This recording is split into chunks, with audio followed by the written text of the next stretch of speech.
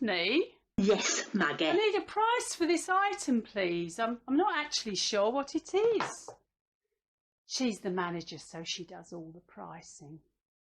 I've worked in this shop for, it must be coming up for 10 years now. I've seen hundreds of volunteers come and go over the years.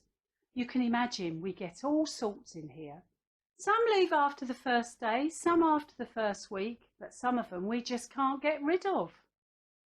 I came to work here after I lost my husband.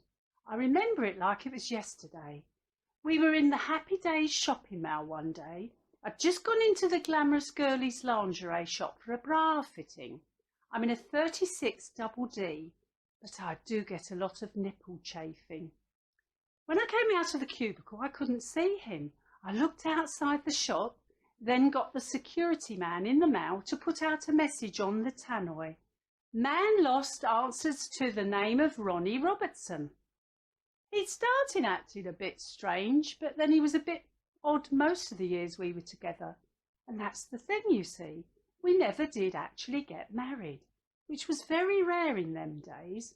But I always called him my husband, well, to save face, you might say. And I wore this ring he bought me to stop any nosy Parkers tittle-tattling. We didn't have any kiddies, so I suppose we didn't really see the need. I called the police-a-calls when it happened. They searched the area and asked around. The story even got on the local news. Man disappeared in local shopping mall. I was interviewed on the telly. Well, I suppose that was the highlight of my life, really, being on telly. He was never found, not that I cared. So I took over the running of the house and thought I ought to do something with my life now. Ronnie wasn't there to stop me. See, he'd always been a bit overbearing and he didn't like the idea of me working. But well, here I am, deputy manager. Not really much of a career path, but I worked in a few shops before I moved in with Ronnie. And I have a real interest in knick-knacks, so I've always been partial to a charity shop. I especially like collecting elephants. I get quite excited when someone brings any kind of elephant in. I've got china ones which I put in my display cabinet in the dining room, glass ones I like to put on the mahogany shelves in the sitting room, and cuddly ones which are laid out on my bed just where Ronnie used to sleep. I've even got one made out of leather. I think that came from Morocco, but I got it from here, of course. Well, Ronnie and me never ventured abroad. He felt it was an unnecessary expense. Well, he didn't earn very much working in the biscuit factory, even though he'd been there since he left school. He was mostly in charge of the bourbon and custard cream lines, which was very lucky as I was very partial to a custard cream. When we first started courting, I was working in the fish and chip shop called the Happy Place. You know, place was spelt like the fish. Plaice. Ronnie came in lots of evenings on his way home to buy 4p of chips, and he always asked for some crackling bits. Do you know, the first time he said it, I thought he said, "You've got cracking tits." Well, I blushed so much I was redder than me hair. I've always been a redhead, but you've probably guessed these days it comes out of a bottle. Fairly soon after that, he asked me out and we went dancing. We got on so well, we ended up getting a little flat together. And a few years after that, we settled into the little house where I still live. I like working here. You see lots of people and interesting things. A rather posh type brought in this odd little hat. It just needs pricing, but I'm not allowed to do that, only being the deputy. No, Daphne does the pricing because she's the manager. She's very particular and there's no doubt she's in charge. She likes the rest of us to spoil her and make mugs of tea for her all day. She's a bit of a cow, to be honest, but I like it here, so I put up with her. Daphne? Yes, Maggie? Could I trouble you to price up this red velvet hat, please? I've got a customer who's very interested in it. She says she wants it for a play, which the Trussington Players are putting on. I think she's the costume lady. This is me, Primrose, in my element here as the wardrobe mistress of the Trussington Players. I've just finished Tabitha's costume, all ready for the dress rehearsal.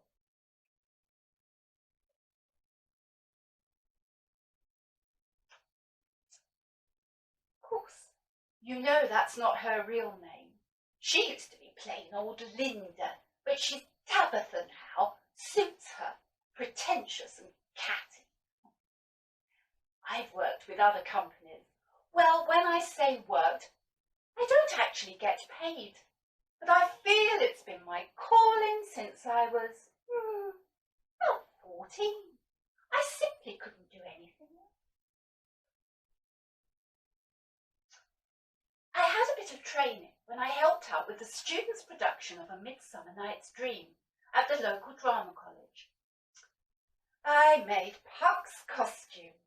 They were very forward-thinking for those times, and they decided on a modernist eco-style for the play. So Puck's costume was made entirely out of old crisp packets, which I painted with green acrylic paint. I had the job of sewing them together, which I can tell you was a challenge.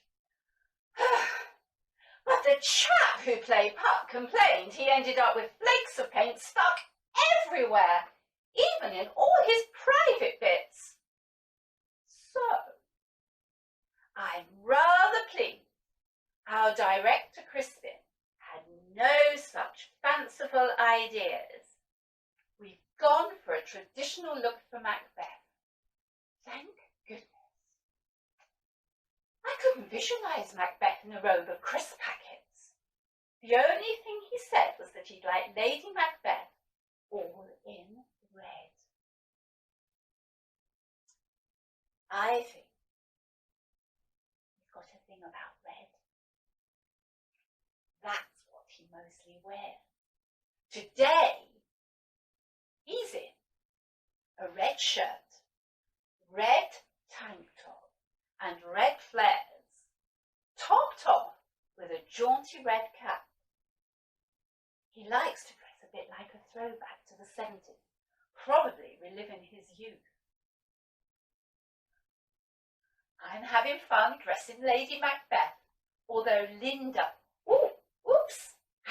Tabitha, but she can be rather difficult. She's had a couple of tantrums already about her dress, and she's lost a few pounds so she can squeeze into it. We already had this from years ago when we did our panto, The Wizard of Iz. Frank wore it for The Wicked Witch. He loved it so much he used to take it home. I can't think why. Well, I couldn't spend lots of time and money making something new. Our purse is small. In fact, the entire costume budget for this production is £79.50, so it's mostly been make, do and mend. Tabitha supplying her own shoe. Well, I told her, this isn't the Theatre Royal, you know. She was a bit put out, as the only red thing she had were fluffy slippers. But I said, don't worry, no one will notice under the dress. And to butter her up, I quickly added, of course the audience will be so entranced by your brilliant acting, they won't notice your feet. When I saw what she brought in, I had to stop myself laughing. But, you see, I couldn't find an alternative. Well, not in her size anyway, so we've had to go with it. It's a shame we're not doing a comedy. Mind you, I think she'll get some laughs for all the wrong reasons. It reminded me of when she played the fairy godmother, wearing army boots, sprayed silver, because we couldn't get any, dainty shoes in her size. Luckily, I made the dress fit her. I a large piece in the back. They made a few nips and tucks to shape it. I think she's had a few nips and tucks too, I can tell you. To my knowledge, she's been here since the year dot. She had a few professional parts, which she never stops going on about. She was a patient in Casualty, in the waiting room apparently, but I never spotted her. And she said she was in Downton Abbey as a worker on the farm, but I can't remember any farm workers. She claims to have been in a couple of films and also in Doctor Who as a Cyberman. But then how would you know? Because you couldn't see who they were, could you? Oh, between you and me, I think she's a bit of a dreamer. I wasn't sure what she could wear on her head.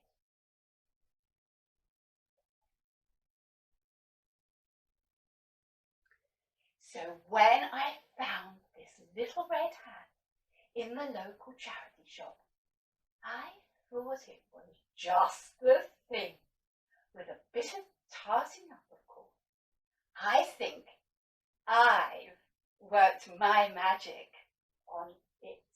Just the thing to complete the costume. I'd hate to make her look ridiculous.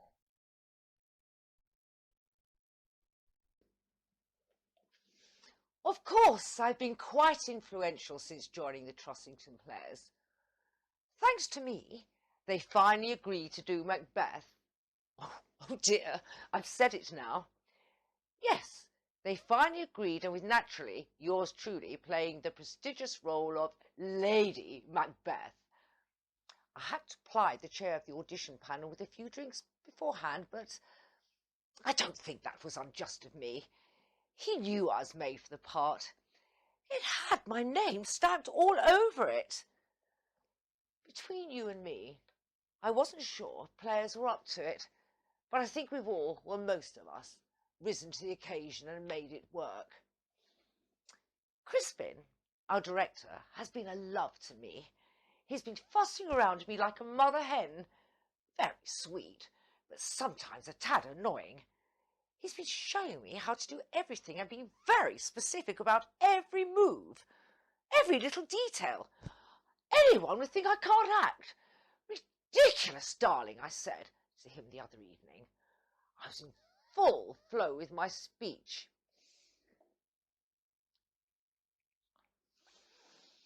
Come, you spirits that tend on mortal thought, unsex me here. Crispin started explaining what Lady Macbeth was saying, as if I didn't understand. Well, I told him. I thought it was something about her being transgender. He thought I was getting at him for being gay. We both ended up in tears. He quoted back at me, "Look like the innocent flower, but be the serpent under." I was hurt by that dig at me being a serpent, but I admitted I was wrong, and we kissed and made up. Well, actually, at his behest, we linked pinky fingers, shook them 3 times while chanting, "Make up, never do it again." I thought it was a rather childish thing, but I didn't want to upset him again, so I went with it.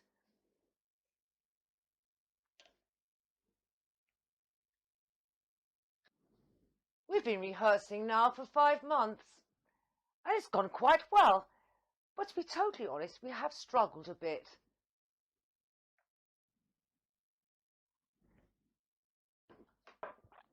Well, it's opening night tomorrow, November the 5th. Crispin thought if there were bands outside, it would make an atmospheric first night, add some drama.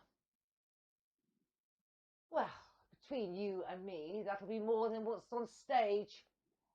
Dennis, who's playing my husband, still hasn't learned his lines, and Eric, who's playing Macduff, is a bit of a drinker and keeps turning up pissed. The 3 witches really live up to their casting. I think they must all be method actors. One of them is being played by a man, Trevor. Actually, he makes the best witch, to be fair. Well, At least he's learnt his lines and gets into the part. Mind you, he's the best looking one of the three. But the makeup ladies had a field day sticking on Rice Krispie warts. Thelma and Louise, as I've christened the other two, are both pretty useless, but they do look the part. I don't think either of them wear any makeup, or even put a comb through their hair. They could get a job scaring kids, and I mean before they get into their costumes. The scenery painters have been in full swing. They've managed a grey-black cloth which does wave about a bit when the door is open. They tried painting the outline of a castle and some clouds for a bit of atmosphere, but it looks more like the old brick factory when the chimney was smoking. I said to Crispin, "Darling, I need my own dressing room. I need space to get into the zone, dear." But would he listen? Would he buggery? He gave the single dressing room to Dennis, bloody Dennis, and made me share with all the women. It's been hell. I just don't have the headspace with this lot cackling away about their bloody HRT or whatever. And Thelma and Louise's warts keep dropping off all over the place. However, I'm not too displeased with my costume, although it's a bit big. Primrose seems to think I'm 3 sizes bigger than I am. She's probably jealous of my trim figure. She's constantly on some diet or other. I think it's the 5-2 this week. She's hell when she's on her 800-calorie day.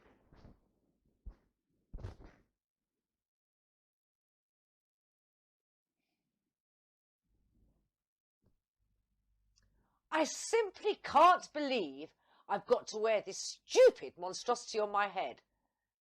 It looks like a red blancmange. As soon as this production's over, I'm giving this to the charity shop so I never have to look at it again. 'Tis the eye of childhood that fears a painted devil.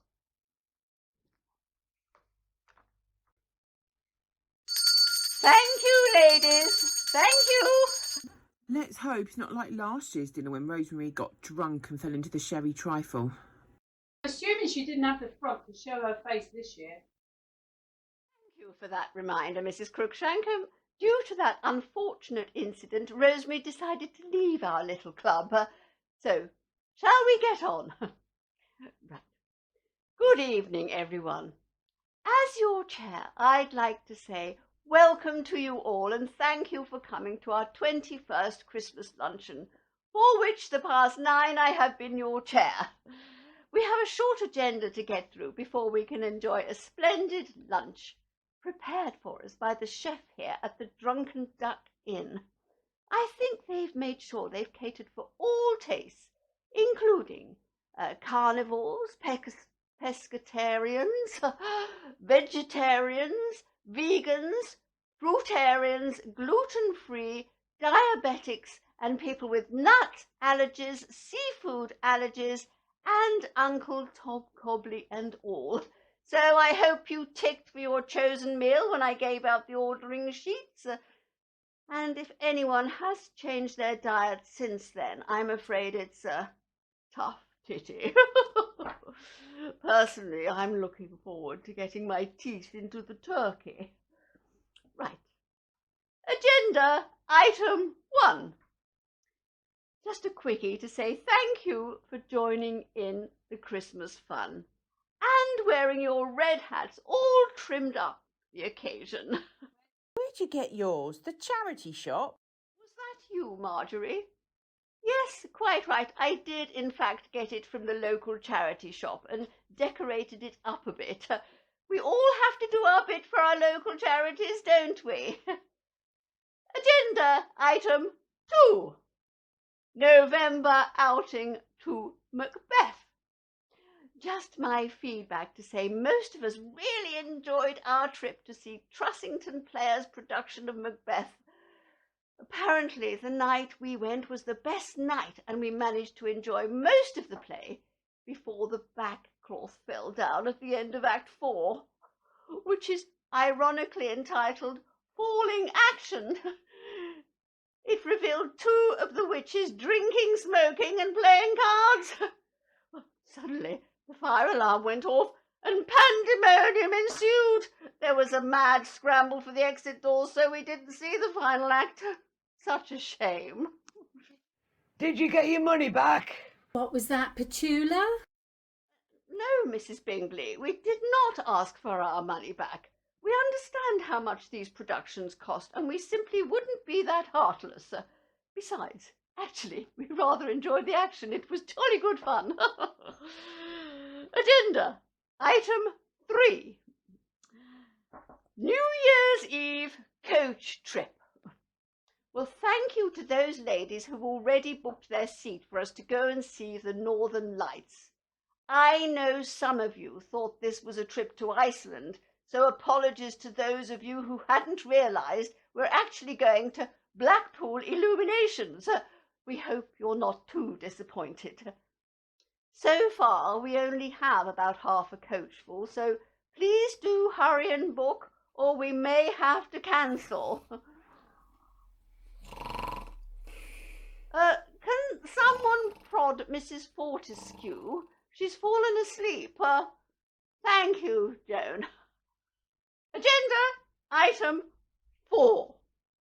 Mrs. Montgomery's Craft Circle. If any of you are feeling crafty, then please make a note in your diaries that Mrs. Montgomery is, for her 7th year, organising her special winter craft sessions to be held in the village hall every 3rd Wednesday. She was very pleased last year when a record number of people turned up to join in. She had 5 ladies, including herself and her sister-in-law. So if you can knit or crochet, sew, do macrame, paint, weave, spin, darn, or want to learn, please do go along. Mrs. Montgomery is very versatile. I believe she's knitted a number of black balaclavas for a man who runs a little club for like-minded gentlemen in the High Street. I've heard tell they also wear high heels and leather. That all sounds a little odd to me. Oh, goodness, is it Doesn't your husband go to that club, Victoria? It's called the Dungeon, I think. Ladies, shall we get on? Right. Agenda item 5. Looking ahead a little to the Easter Fair. At this stage, can we have ideas, please, for a stall to represent our little club? Last year we won 2nd prize for the Easter bonnet stall with an amazing array of hats. Such a pity that Marjorie had decorated hers with real eggs which fell off and made a sticky mess all over Mrs. Montgomery's rather splendid offering. Well, there we are, ladies. Something to keep you busy during the winter and to look forward to the spring, when we'll emerge like snowdrops and daffodils. Now, unless anyone has any questions, please take all your places and we will eat. Bloody hell. I thought we'd never get to the food. Daphne, What now? could I trouble you to price up this red velvet hat, please? I've got a customer who's very interested in it. Not that bloody hat again.